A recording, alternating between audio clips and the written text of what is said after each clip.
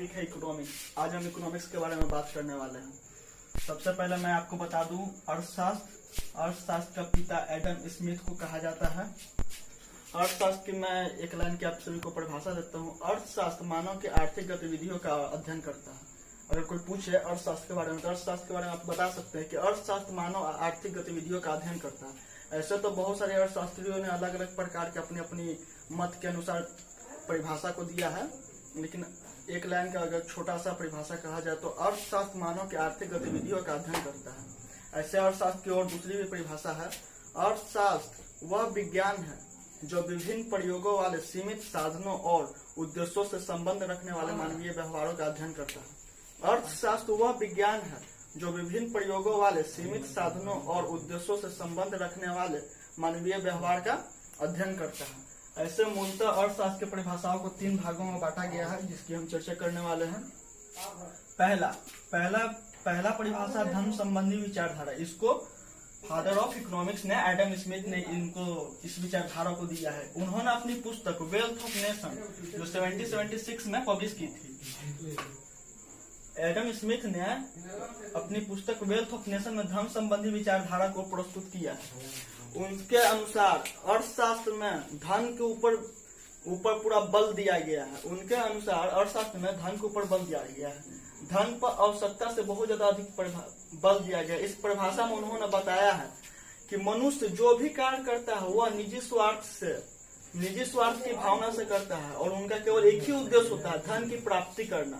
इस परिभाषा में उन्होंने धन के ऊपर जोर दिया गया है और उनका कहना है कि मनुष्य जो भी कार्य करता है वो सिर्फ धन प्राप्त करने के लिए, धन प्राप्त करने का मकसद से उस काम को करता है। उनका एक ही मकसद होता है धन का उपार्जन करना। दूसरी परिभाषा कल्याण संबंधी विचारधारा है। इसको अल्फ्रेड मार्शल ने दिया है। उन्होंने अपनी पुस्तक प्रिंसिपल ऑफ इकोनॉमिक्स जो कि 1890 में पब्लिश हुई थी, इस पुस्तक में उन्होंने कल्याणकारी विचारधारा के ऊपर अपना मत दिया गया है।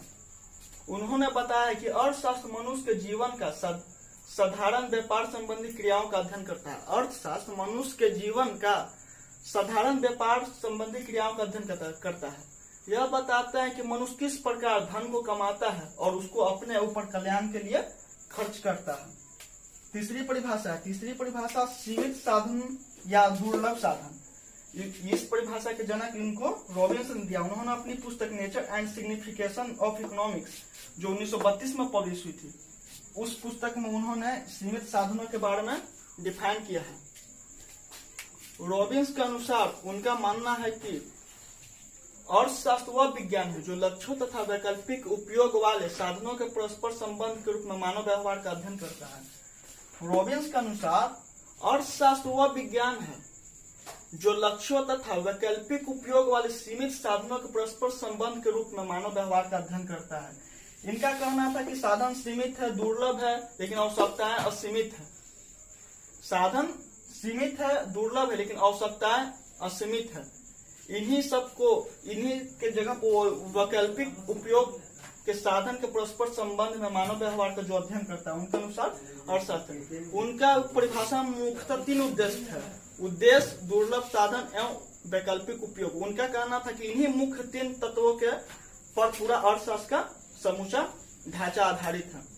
तो मुख्यतः हम परिभाषा को 3 भागों में डिफाइन कर सकते हैं: धन संबंधी, कल्याण संबंधी और सीमित साधन।